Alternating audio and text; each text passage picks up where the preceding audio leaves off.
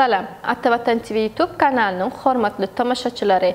Atavatan habarlar gepleşigimizde sizin ähli hoş gördük. Mehriban tamaşaçylarymyz, biz size bugün 3 günlü 3 uçar gatnaw barada habary ýetirýäris.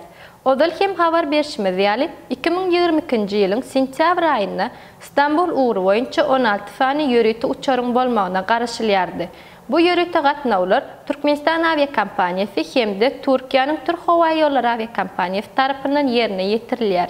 Mehriban ýaşlar, habarymyza geçmeden ozal Türkmenistandan Türkiýe gelýän ýörüte uçar gatnawlaryndan esasen hem taliplerimiziň peýdalanýandygyny hasaba alyp, Türkiýe gelýän taliplerimizin wagtlaryň ýaşamak üçin ruhsatnama, ýagny ikamet, bank tölew üçin amallar, attestat, pasport, ondan çykat ýaly resmi namalarynyň terjimesini İstanbul şäherine ýerleşen Atavatan danışmanlyk we terjime merkezine ýüz tutup biljekdiňizi ýene bir gezek ýatlatmak isleýäris. Hormatly tamaşaçylarymyz, geliňini bolsa habarymyzy dowam edelim. Ine soňky 3 günde 16 fany ýörüte gatnaw üçüsi amala aşyryldy.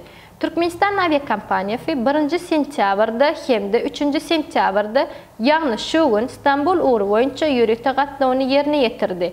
Türkiýanyň Türk Hava ýollary aviakompaniyasy hem 2-nji sentýabrda İstanbul Türkmenbaşy İstanbul uğru boýunça ýörüte gatnawyny amala aşyrdy. Türk Hava ýollary aviakompaniyasy 5-nji sentýabrda hem ýene bir ýörüte uçar gatnawyny amala aşyrar. Şeýlelikde güýz paslynyň ilkinji aýynyň ilkinji 5 gününde İstanbul uğruna jemi 4 sany ýörüte uçar gatnawy amala aşyrlar. Ozal hem belek geçişimiz ýaly Türk Hava ýollary aviakompaniyasy sentýabr aýyna her hepdeniň duşenbe we anna günlerini ýörüte uçar gatnawlaryny ýerine ýetirer. Türkmenistan aviakompaniyasy sentýabr aýyna 7 fany ýörüte gatnawy meýleşdirýär. Bu uçar gatnawlaryň uçuş rejesiniň üýtgäp bilýänligi sebäpli bu gatnawlar barada habarlary ozal ýaly amala aşyrylýan günleri dikkatiňize ýetirer. Soňky 3 günde Türkmenistan aviakompaniyasy gözeňini tutan 7 fany ýörüte gatnawyny ikisini amala aşyrdy. Şu ýerde ýene bir zady ýatlatmak isleýäris.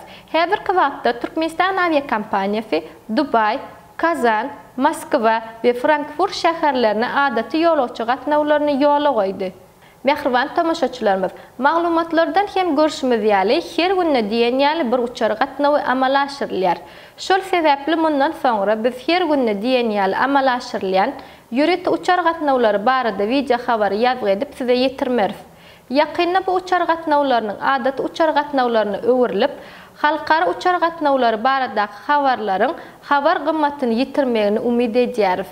Hormatly tamaşaçylarymyz, biz size her gün Türkmenistan wagty bilen faqat 20:00 ýurdumyzdan we dünýäden faýlanan habarlary size ýetirilýän faýlanan habarlary atly habarlar gepleşigimiz taýýarlap kanalymyza ýerleşdirýäris. Şol gepleşigimize tamaşa edin we Atavatanymyzy we dünýädäki esasy habarlardan habarly bolup gepleşigimiziň indiki sanyna görüşýänçek hoş, sag bolun.